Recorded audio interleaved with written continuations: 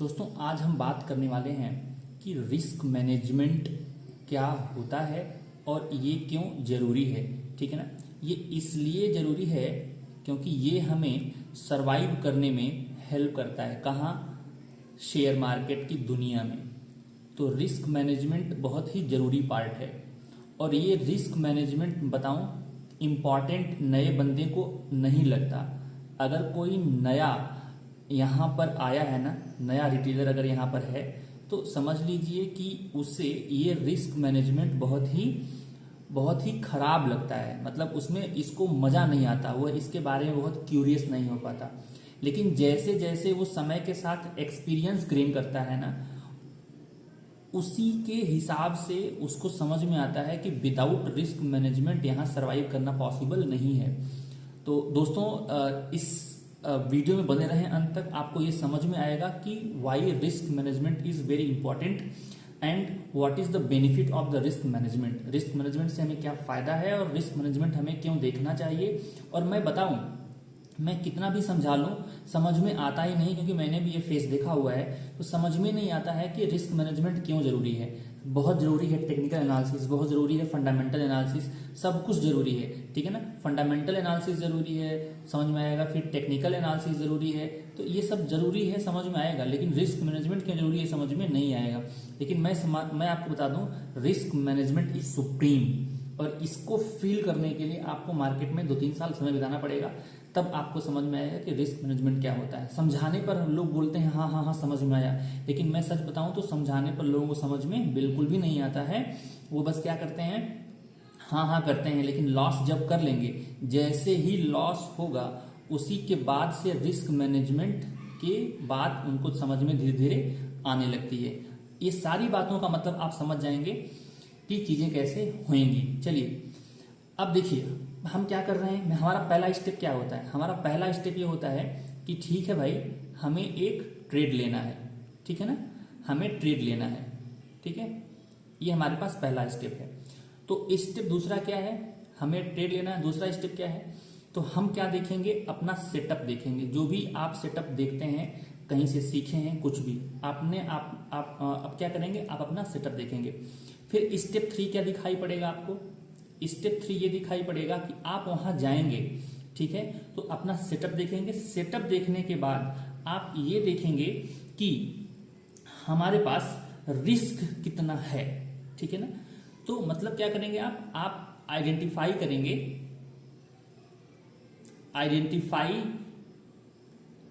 आप आइडेंटिफाई करेंगे रिस्क कि इस ट्रेड में अपने को रिस्क कितना है। स्टेप 3 हो चुका।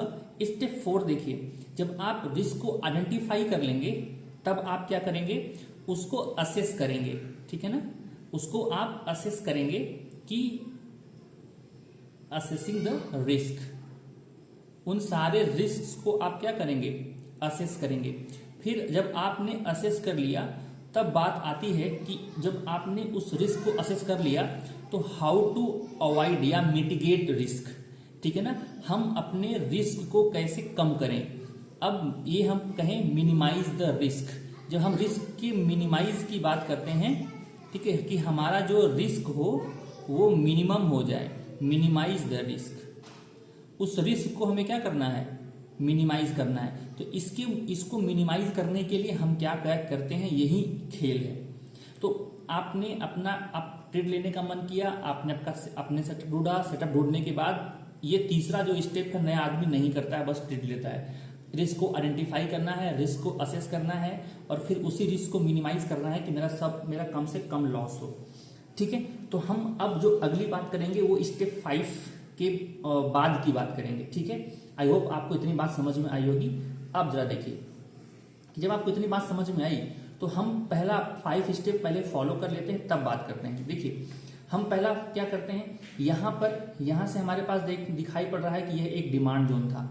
क्योंकि यहाँ से मार्केट ऊपर गया, लेकिन जब मार्केट ऊपर जा रहा है तो यहाँ पर जो वीक है, यहाँ पर जो वीक है, ठीक है, यहाँ पर जो वीक है, ये वीक बता रही है कि मार्केट में ऊपर से प्रेशर आ रहा है, सेलर्स का प्रेशर आ रहा है। तो इतना यहाँ इस जगह से मार्केट ऊपर तो गया है, लेकिन जो मूव था, जो कैंडल्स थी, बहुत ही स्ट्रांग कैंडल नहीं बनी है। तो हम इस ट्रेड को थोड़ा अवॉइड करेंगे या वेट करेंगे, ठीक है, हम इस ट्रेड में थोड़ा सा वेट करेंगे या इस चीज को अवॉइड करेंगे।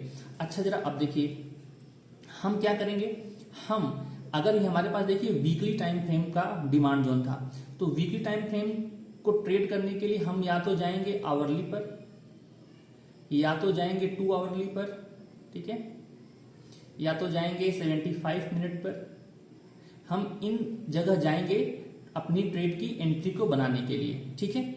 अच्छा तो अभी हम यहीं पर हैं, तो हम क्या करेंगे, हम इस डिमांड जोन में वेट करेंगे, कोई हमारे पास ऐसा पैटर्न बने जहां से हमें दिखे कि ये मार्केट बहुत ऊपर यहां से निकल सकता है, तब हम उसके बाद ट्रेड में एंट्री बनाएंगे। अदरवाइज इसके नीचे देखो, इसके नीचे आपके पास यहाँ पर एक डिमांड जोन है, बहुत ही सुंदर सा डिमांड जोन है। क्यों? क्योंकि यहाँ पर 2 कैंडल है, यहाँ पर 2 कैंडल है और उसके बाद हमारे पास यहाँ पर एक ग्रीन कैंडल है, उसके बाद इस ग्रीन कैंडल में बहुत बड़ी मोमेंटम है।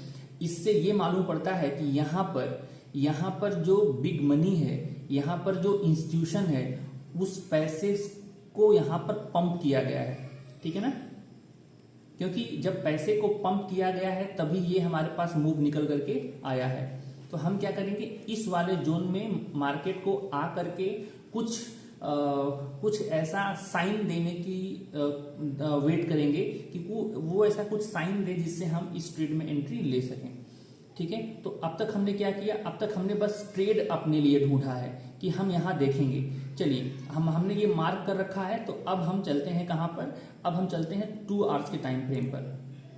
अगर मैं 2 घंटे के टाइम फ्रेम को देखता हूँ तो हमारे पास ये हमने जो मार्क किया हुआ है, ठीक है, ये जो हमने मार्क किया हुआ है, हम आपको दिखाते हैं ये वाला, ठीक है, यहाँ पर। तो जब सारी कैंडल यहाँ पर आएंगी तब हम इसकी बात यहाँ पर देखेंगे। अब देखिए हुआ क्या है, यहाँ से मार्केट मान लीजिए, ठीक है, हमने पहचान लिया कि मार्केट हमारे जोन में आया, जोन में आने के बाद नीचे से बहुत बड़ा इसको प्रेशर देखने को मिल रहा है। मार्केट गिरा तो बहुत तेजी से, लेकिन यहाँ से बिल्कुल राउंड होने लगा, ठीक है ना, राउंड होने लगा। मतलब यहाँ पर लोगों के स्टॉप लॉस हैं, यहाँ पर लोगों के स्टॉप लॉस हैं, यहाँ पर लोगों के स्टॉप लॉस हैं, ठीक है। अभी भी हम क्या करेंगे, अभी भी हमारी एंट्री मान लीजिए नहीं बनी है, मतलब कि ये हमारे पास 3 स्टॉप लॉस दिखाई पड़ गए, ठीक है ना। और फिर ये देखिए यहाँ से हमारे पास फिर से पैसे को पंप किया गया है और पंप करने के बाद इसके हाई के ऊपर थोड़ी सी क्लोजिंग दी गई है। फिर यहाँ पर डिसाइड किया गया है कि मार्केट को नीचे लेकर जाया जाए कि नहीं जाया जाए। एक कैंडल ऐसे यहाँ पर आई है कि लोग सबके स्टॉप लॉस को इंट्राडे के टाइम में कट किया गया, मतलब यहाँ पर ऑर्डर लिया गया है। उसके बाद मार्केट ने पीछे मुड़ करके नहीं देखा, ठीक है। उसके बाद वो ऊपर की जर्नी के लिए आगे बढ़ने लगा। अच्छा ठीक है, मान लीजिए यहाँ पर क्या हुआ, मान लीजिए आपको यहाँ पर कोई एक सेटअप मिला, मैं इसको इस तरीके से देखता हूँ, ठीक है। अब देखिए अगर मैं इसको इस तरीके से देखता हूँ तो एक बहुत ही अच्छी ये कैंडल हमको देखने की पड़ी। यही वो कैंडल है जिसने क्या किया है, नीचे के स्टॉप लॉस को खाया है। इसका मतलब ये है कि इसका लो अब बहुत ही मुश्किल से कटेगा, क्योंकि इसने क्या किया, पिछले 3 स्विंग लोज का स्विंग लोज के नीचे का जो एसएल है, ठीक है ना, उसको कट करके तब एक यहाँ पर बहुत ही अच्छे से रिजेक्शन मिला है, ठीक है। तब इसने बहुत ही अच्छे से क्या किया, यहाँ पे रिजेक्शन दिया है, इतना बड़ा रिजेक्शन है। तो यह एक कैंडल हैमर की तरह दिखाई पड़ रही है। और इसकी अगली ही कैंडल ने क्या किया है, बिल्कुल गैप अप ओपन दिया है, ठीक है। और यह भी एक स्ट्रॉन्ग कैंडल है, ठीक है, जिसमें बॉडी ज्यादा है, विक कम है। तो हम यहीं पर मान लीजिए मैं यहीं पर ट्रेड लेता हूं और ये हमारा एसएल है, ठीक है। अब बात को समझिए, अब हमने यहाँ पर ट्रेड लिया है, हमने यहाँ पर इसके हाई पर ट्रेड लिया है और ये हमारा एसएल है, ये हमारी एंट्री है। तो हमने क्या डिसाइड कर लिया, हमने अपना एसएल डिसाइड कर लिया और हमने अपना एंट्री डिसाइड कर लिया। अब जरा देखिए, मान लेते हैं कि हमारे पास 50,000 रुपए हैं, ध्यान समझिएगा। मान लेते हैं मेरे पास 50,000 रुपए हैं, तो ये हमारी एंट्री है, ठीक है, ये हमारी एंट्री है और ये हमारा एसएल है, ये हमारा एसएल है। अब जरा देखिए ध्यान से, मैं पहले अपना हटा दूं, ये एंट्री वाला सीन, ताकि डिस्टर्ब ना हो, एंट्री और एसएल हटा देता हूँ। ठीक है, इसमें दिख रहा होगा कि हमारी एंट्री कहाँ है और हमारा एसएल कहाँ है। ठीक है, जरा अब इस चीज़ को देखिएगा। 1 मिनट पहले मैं थोड़ा और साफ कर दूँ। ठीक, अब देखिए, अब हुआ क्या कि हमें दिखाई पड़ रहा है कि 50,000 के जो कैपिटल पर मुझे सिर्फ, यहाँ पर आपको दिख रहा होगा, मुझे सिर्फ एक शेयर ही खरीदने को मिलेगा। मुझे एक शेयर ही खरीदने को मिलेगा अगर मैं ये प्रॉफिट लेता हूँ और ये स्टॉप लॉस लेता हूँ तो। ठीक है, अब जरा मैं इसको बढ़ाता हूँ, देखिए ये चेंज होगा। अंदर मैं दिखा दूँ आपको, अंदर क्या सेटिंग करनी है। अंदर देखिए, अंदर हमने क्या किया है, 50,000 का कैपिटल है, हम वो डाल देंगे। हमें 1% लेना है, 0.5% लेना है, 2% लेना है, कितना अपना कैपिटल का रिस्क लगाना है हम ये कर देंगे, यहाँ परसेंटेज लगा देंगे। बस आपको इतना ही करना है और उसके बाद ये आपको कैलकुलेट करके बता देगा। यहाँ पे देखिए रिस्क, और यहाँ पे रिस्क और रिवार्ड आ जाएगा, और यहाँ पर हमारे पास क्वांटिटी आ जाएगी कि मुझे इस रिस्क पर कितनी क्वांटिटी खरीदनी है। ये वाली जो है वो क्वांटिटी आएगी, यहाँ पर मुझे रिस्क और रिवार्ड पता चलेगा। ठीक है, अब जरा देखिए, अब मैं अगर इसको आगे बढ़ाता हूँ ऐसे, ठीक है, तो जरा ये देखिए क्या होगा। अभी मुझे इस 2:6 का हमारे पास क्या है, ये रिस्क देखने को मिल रहा है। अभी तक 50,000 के कैपिटल पर इतना रिस्क लेने के बाद हमारे पास एक ही शेयर दिखाई पड़ रहा है, अब इतना ही शेयर ले सकते हैं। इसमें जो भी करना हो अब हमें इसी के साथ करना पड़ेगा। अब चाहे हम 1:2 लें, 1:3 लें, 1:2 कुछ भी लें, ठीक है ना, ये हमारे पास चीज़ों को दिखाई पड़ेगा कि हम इसको बढ़ाएंगे तो ये हमारा प्रॉफिटेबिलिटी जो है वो बढ़ती जाएगी, इस हिसाब से दिखाई पड़ेगा। ठीक है, और हमें ये एक ही शेयर मिलेगा इस चीज़ में। हम 3% जाएंगे, यहाँ पे देखिए कितना ऊपर गया है, यहाँ से मार्केट परसेंटेज दिखा रहा है 3%, 4%, 5%, 6%, 7%, 8%, और ये हमारा 2.5 का, इस इतने लॉस के रेस्पेक्ट में 2.5 टाइम्स मुझे प्रॉफिट मिल रहा है। तो जब तक मैं ये रिस्क, अभी तक हमने क्या किया, अभी तक हमने ट्रेड पहचाना है, हमने अपना सेटअप पहचाना है। अब तीसरे पॉइंट पर मैं आया हूँ कि इस तीसरे पॉइंट पर मुझे देखना है कि हमारा रिस्क कितना है। तो हमने देखा कि हमारा रिस्क इतना है, उसके हिसाब से हमने एक क्वांटिटी डिसाइड की, हम इसी क्वांटिटी को बाई करेंगे। अब इस क्वांटिटी को बाई करेंगे तो हम कम से कम इसका कम से कम 1:3 का मुझे प्रॉफिट चाहिए।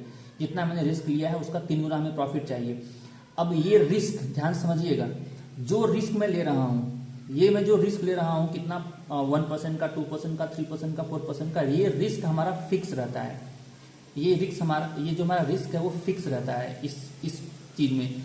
इसमें मैं कैसे बोल रहा हूँ वो रिस्क फिक्स रहता है, क्योंकि देखिए जब आप इसमें, जैसे मैंने यहाँ पर 0.5 डाल दिया है, आप इसको कितना बड़ा, इसको कितना भी बड़ा छोटा कर दीजिए, ये क्या करेगा, पूरे कैपिटल का 0.5 का रिस्क ही देगा, उसके हिसाब से क्वांटिटी देगा। मतलब कि अगर मान लीजिए नीचे आने पर 5,000 का आपका लॉस हो रहा है, तो आप इसको कितना भी बड़ा छोटा, इस रेड वाले एरिया को कितना भी बड़ा छोटा कर दीजिए, वो इस तरीके से क्वांटिटी को एडजस्ट कर देगा कि आपका जो लॉस है वो बड़ा छोटा, मतलब आपका जो लॉस है ना वो 5,000 ही होगा, क्योंकि आपने यहाँ पर पहले से ही 0.5% यहाँ पर डाला हुआ है। ठीक है ना, तो आपको ये बात समझ में आ गई होगी कि आप यहाँ पर बस कैपिटल चेंज करेंगे, 50,000, 1 लाख, 10 लाख, 20 लाख, जो भी चेंज करेंगे, 0.5 उस पूरे कैपिटल का 0.5 रिस्क देगा। अगर आपको 0.5 लेना है तो 0.5 लीजिए, 1 लेना है तो 1 डाल दीजिए, 2 लेना है 2 डाल दीजिए। वो क्या करेगा, पूरे सेटअप में अपने रिस्क को फिक्स रखेगा। और जब इससे क्या फायदा मिलेगा, जब आपके पूरे इंटायर सेटअप पर अपने रिस्क को फिक्स रखेगा, तो जब आप कम से कम, जब आपको ये मालूम पड़ गया कि ठीक है हम इतना रिस्क ले सकते हैं और इस रिस्क के रिस्पेक्ट में मुझे 2 टाइम्स का प्रॉफिट मिल रहा है, तो ये जो ट्रेड है हो सकता है आप अवॉइड करें। या अगर आपको मालूम पड़ता है कि ठीक है मुझे 1:3 मिल जाएगा, इधर कोई स्विंग हाई स्विंग लो नहीं दिखाई पड़ रहा है जो इसको इस ट्रेड को रोक सके। जैसे कि मैं आपको बताऊं कि अब ये आपकी टेक्निकल इन्फॉर्मेशन है, आपको मालूम पड़ेगा कि ठीक है यहाँ पर हमारे पास एक, यहाँ से एक बार गिरी है, तो यहाँ तक तो जाना चाहिए था मार्केट को, यहाँ तक तो मार्केट जाएगी ही जाएगी। आपको दिखाई पड़ेगा कि मार्केट को अगर जाना है तो यहाँ तक तो उसको जाना पड़ेगा, उसके बाद ही मार्केट ये गिरेगी। ठीक है, क्योंकि यहाँ पर एक सप्लाई जोन है, और देखिए यहाँ से गिर भी गई है मार्केट, यहीं जहाँ तक हमने किया है ना इसी के पास से मार्केट गिर भी गई है। ठीक है, हमने हल्का सा ऊपर कर दिया है कि मार्केट हालांकि नीचे गिरी है, फिर ये ऊपर जाकर के फिर यहाँ से गिरी है। मैं ये देखिए सप्लाई जोन है ना, यहाँ से देखिए, यहाँ से ये मार्केट फिर गिरी है यहाँ से, तो ये मार्केट यहाँ से फिर गिरी है, हालांकि उठ गई है, कोई दिक्कत नहीं इसमें। ठीक है, तो हम यहाँ तक का अपना प्रॉफिट ले लेंगे। तो हमने अब तक क्या किया है, हमने अब तक अपने रिस्क को असेस किया है, हमने अब तक अपने रिस्क को पहचाना है। ठीक है, और हमने क्या किया है, अपना रिस्क देख करके तब ट्रेड लिया है। अगर ये हमारे पास ये सेटअप अगर मुझे 1:3 का कम से कम प्रॉफिट नहीं देगा, या कम से कम 1:2 तो होना ही चाहिए अगर मैं स्विंग ट्रेड ले रहा हूं तो। स्विंग ट्रेड में ध्यान रखें, बहुत अच्छा होगा अगर हम इतना समय लगा रहे हैं स्विंग ट्रेड में वीकली टाइम फ्रेम पर, तो 1:3 तो मिनिमम मिलना ही चाहिए। तो 1:3 मिनिमम है, ठीक है ना। ये हम जितना रिस्क ले रहे हैं उसका 3 गुना मुझे प्रॉफिट होना चाहिए। अब मान लीजिए ऐसा क्या होगा कि जब आप एक ही सेटअप पर बार बार काम करेंगे और बार बार आप ये देखेंगे कि हम 1:3 का चीज़ें जो है सेट किए हुए हैं, तो आपका जब कभी लॉस होगा ना, तो आपने जो सेट किया है, मतलब आपने क्या किया, अगर मैं कह रहा हूँ कि 1:3 का आपका प्रॉफिटेबिलिटी वाला अगर सेटअप आप बार बार लेंगे, तो अगर एक ट्रेड ध्यान समझिएगा, अगर एक ट्रेड सही हुआ, ठीक है, अगर एक ट्रेड सही हुआ मतलब कि अगर आपने मान लीजिए 5 रुपए का लॉस लिया हुआ है, रिस्क लिया हुआ है, और आपको 5 यानी 15 रुपए का आपको प्रॉफिट मिल रहा है और 5 रुपए का आपको लॉस मिल रहा है। इसका मतलब क्या है, ये 15 रुपए जो है ना आपको 3 ट्रेड करने की आजादी देगा कि आप 3 ट्रेड इसमें कर सकते हैं, 3 ट्रेड इसमें कर सकते हैं इसी 5 रुपए के रिस्क के साथ। मान लीजिए इसमें फिर आपको स्टॉप लॉस लग गया, इसी ट्रेड में आपको स्टॉप लॉस लग गया, आपका -5 रुपए चला गया, तो आपको अगर मान लीजिए ये भी आपको स्टॉप लॉस दिया, फिर से -5 रुपए चला गया, और अगर ये फिर से 1:3 चला जाता है ना, तो इसका मतलब है कि 5 रुपए के लॉस के रिस्पेक्ट में आपने कितना कमाया है, फिर से 15 रुपए कमाए हैं। इस 15 रुपए में इसको और इसको माइनस कर दिए, तो आज भी आप +5 रुपीज हैं, आप आज भी +5 रुपीज हैं। और कितने ट्रेड के बाद आपने एक ट्रेड यहाँ लिया, 4 ट्रेड के बाद भी आप प्रॉफिटेबल हैं। तो मेरा कहने का मतलब है रिस्क मैनेजमेंट, पोजीशन साइजिंग, ये सब इसी का एक पार्ट है। हमें एक ही सेटअप पर एक ही रिस्क के साथ कई महीने, कई साल, आजीवन ट्रेड करना चाहिए, तब जाकर के हम धीरे धीरे अपने कैपिटल को ग्रो कर पाएंगे। तो हमने अभी तक क्या देखा, हमने अभी तक ये देखा कि हमने रिस्क को आइडेंटिफाई किया, हमने रिस्क को असेस किया कि इसमें मेरा कितना लॉस हो सकता है, कितना प्रॉफिट हो सकता है, क्या ये हमें 1:3 का प्रॉफिट देगा, हमने उस चीज को असेस किया। अब हम क्या करेंगे, इस रिस्क को मिटिगेट करेंगे। इस रिस्क को मिटिगेट करने का मतलब क्या है, हमने ये जो चीज है एक ही साथ क्या करती है, एसएल को डिसाइड कर देती है। तो मिटिगेटिंग रिस्क मतलब क्या, अपने रिस्क को मिनिमाइज करना, मतलब आप एसएल के साथ काम करिए। तो यह एसएल अपना दे देता है एरिया, ये जो टूल है ट्रेडिंग व्यू का, यह एसएल का दे देगा एरिया। फिर दूसरा इसने ये क्या कर देगा, एसएल को फिक्स करने के साथ ये पोजीशन साइजिंग भी आपकी फिक्स कर देगा, ठीक है ना, पोजीशन साइजिंग भी आपको दे देगा, ठीक है,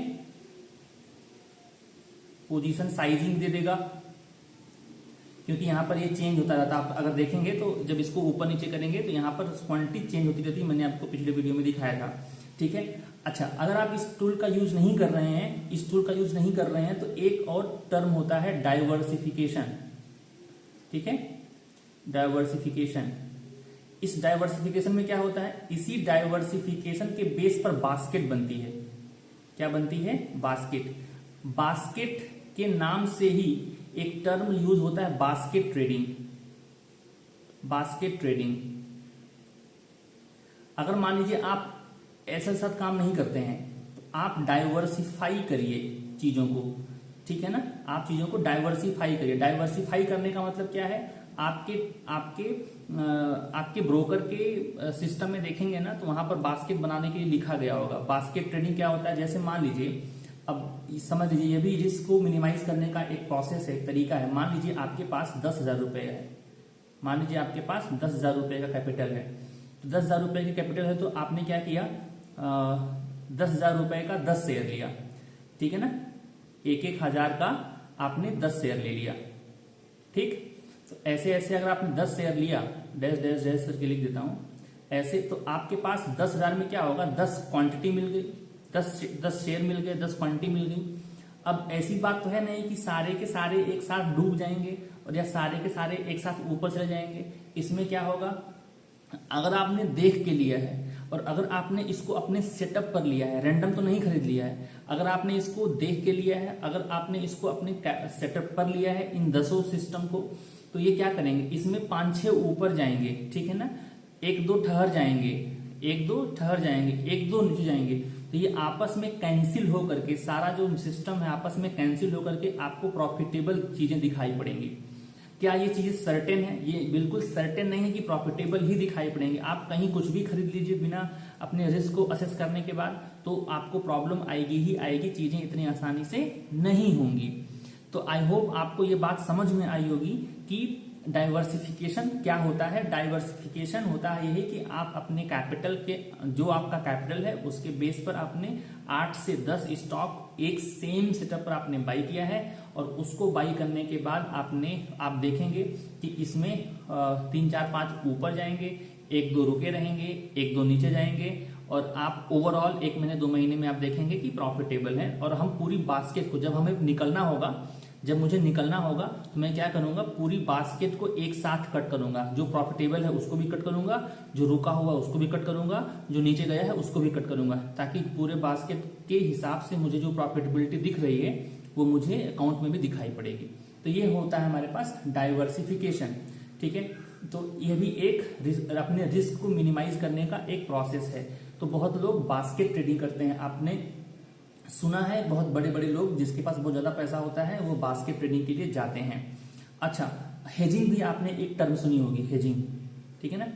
तो जब आप हेजिंग सुने होंगे ना, तो ये जो हेजिंग है एफएनओ में ज्यादा यूज करते हैं, हेजिंग एफएनओ में ज्यादा यूज करते हैं, कैश मार्केट में भी यूज करते हैं, मतलब कैश को एफएनओ से मिला करके भी हेजिंग होती है। तो बहुत तरह की हेजिंग होती है। तो आप देखेंगे हेजिंग भी एक टर्म यूज होता है, एक प्रोसेस है अपने रिस्क को मिनिमाइज करने का, ठीक है। एक और तरीका होता है रिस्क को मिनिमाइज करने का कि मैं, जैसे मान लीजिए कि मैंने ये डिसाइड कर लिया कि मैं अपने पूरे कैपिटल का 2% अगर 2 दिन में लॉस कर दिया, तो मैं पूरे हफ्ते ट्रेड नहीं करूंगा, ठीक है ना, पूरे हफ्ते ट्रेड नहीं करूंगा। तो ये होता है कि अपनी जो सेटिंग जो है ना, अपने जो ट्रेडिंग की लिमिट है, हमने उसको सेट कर दिया है। अब मार्केट उस एक वीक में कुछ भी हो जाए, उल्टा पुल्टा नीचे ऊपर कुछ भी हो जाए, अगर हमने 2 दिन में ही या एक हफ्ते में अगर हमने 2% का लॉस कर दिया अपने पूरे कैपिटल का, तो मैं अगले हफ्ते ट्रेड कोई भी नहीं करूंगा, मैं रुक जाऊंगा। तो इसको बोलते हैं सेटिंग ट्रेडिंग लिमिट। तो कई लोग इस तरीके से भी काम करते हैं, जो इंट्राडे में एफएनओ में काम करते हैं ना, वो इस तरह से काम करते हैं, अपने ट्रेडिंग को चीजों को सेट कर देते हैं। तो सबसे बेहतर ये होता है कि अपने कैश वाले पार्ट को पहले स्ट्रांग बनाएं, उसके बाद एफएनओ की तरफ जाएं। आप कसम खा लीजिए कि अगर मैं जब तक इक्विटी में प्रॉफिटेबल नहीं होऊंगा, तब तक मैं एफएनओ में नहीं जाऊंगा।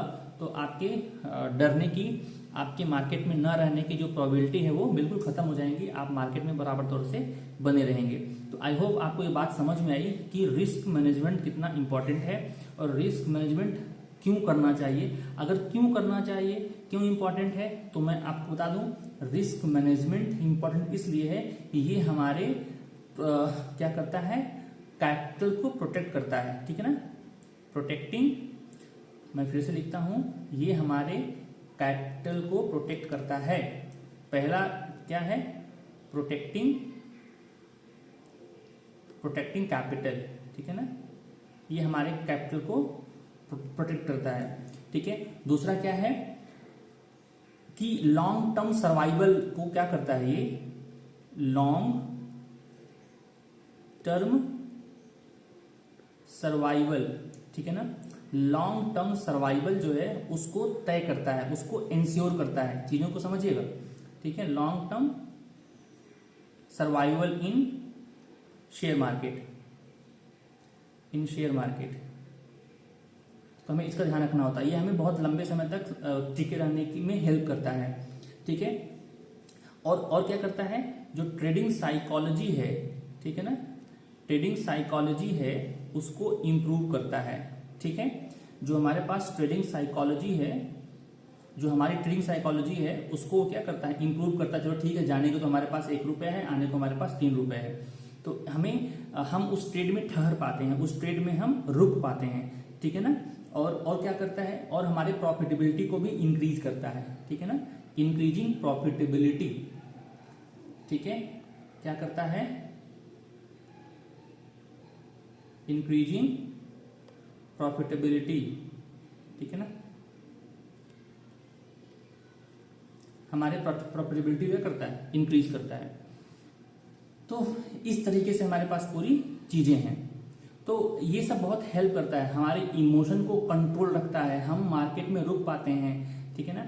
अब जितने नए बंदे आते हैं उसमें थोड़ी सी ये प्रॉब्लम होती है, हालांकि गलती उनकी नहीं होती है, ये दुनिया ही अलग है, इसको समझने में टाइम लगता है, दिमाग को समझाने में, दिल को समझाने में थोड़ा सा टाइम लगता है। ये सभी लोग ये सभी लोग रिस्क मैनेजमेंट सभी लोग फॉलो करते हैं, ऐसी बात नहीं, कोई नहीं फॉलो करता, सब बातें करते हैं, सभी लोग फॉलो करते हैं। और मैं इसलिए बता पा रहा हूँ क्योंकि मैं इस दौर से गुजरा हुआ हूँ, ठीक है। रिस्क मैनेजमेंट हमें समझ में नहीं आता, ना ही हम इसको इनिशियली इंपॉर्टेंस देते हैं, हम बस ट्रेड बाई सेल को इंपॉर्टेंस देते हैं, सेटअप को भी उतना अधिक इंपॉर्टेंस नहीं देते हैं, क्योंकि सेटअप टू सेटअप हम घूमते रहते हैं।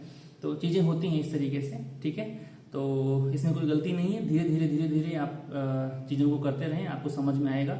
आई होप जो रिस्क मैनेजमेंट क्या होता है, क्यों जरूरी है, ये कैसे करेंगे, ये चीज़ों आपके समझ में आई होंगी। इसके लिए बहुत बहुत धन्यवाद, आप वीडियो में अब तक बने रहे, बहुत बहुत धन्यवाद आपका। अगर आपको वीडियो अच्छा लगा हो तो आप अच्छे तरीके से समझ करके देखें और चैनल को सब्सक्राइब